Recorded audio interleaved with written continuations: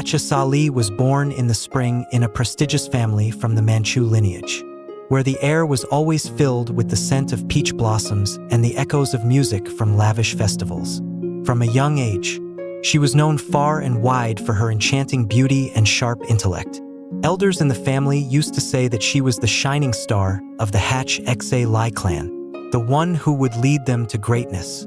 Yet, no one could foresee that fate had destined her to become the empress of the youngest emperor in the history of the great Qing dynasty, Kangxi. Their marriage took place when Kangxi was only 12 years old, and Hacha Sa Lee was barely older.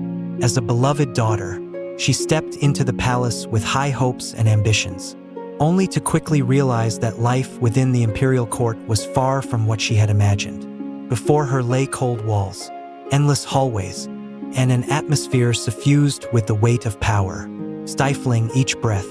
Hacha Sa Lee was no longer the carefree young girl. She had become a woman bearing the weight of her family's legacy and the heart of the young emperor. From the outset, she understood that she had to learn to protect herself and Kangxi from the relentless intrigues lurking in every shadow.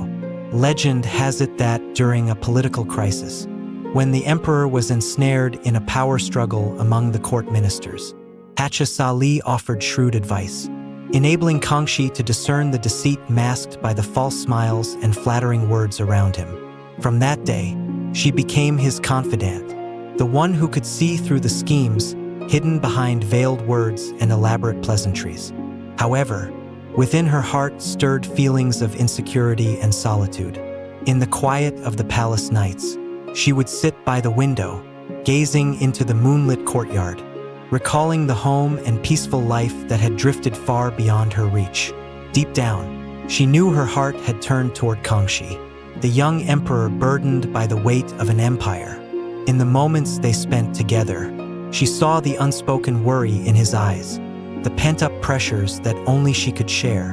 When Hacha Sa Lee conceived their first child, the entire palace held its breath.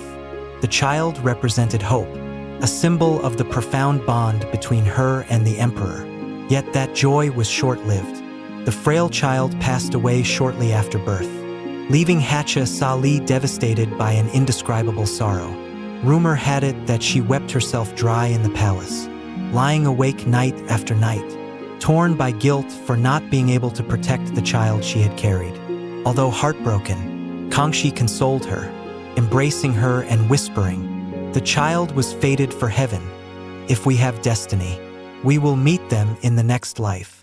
Not long after, she became pregnant again, but this time her health was too compromised after the first childbirth. Day by day, Hacha Sa Lee struggled through intense physical pain, plagued by relentless fevers that sapped her strength and spirit. She poured every ounce of her being into preserving the child's life.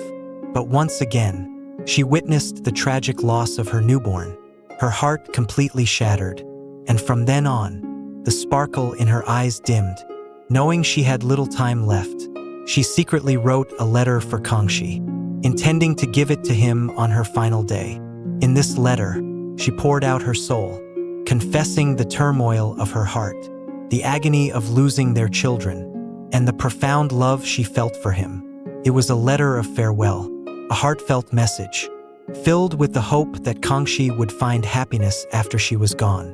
When Hacha Sa Lee passed away, Kangxi was overcome with grief. During the funeral days, he isolated himself in the palace, reluctant to see anyone. It is said that one day, he quietly entered the shrine dedicated to her, standing before her tablet, shedding tears. At that moment, he remembered her words, "Your Majesty, perhaps I am but a wildflower by the roadside, but I will bloom until the very last moment."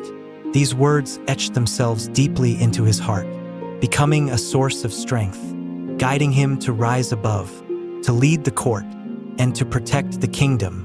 After her death, rumors spread that every spring, the peach blossoms in the palace would bloom more vibrantly than ever, as if bidding her spirit a fond hello.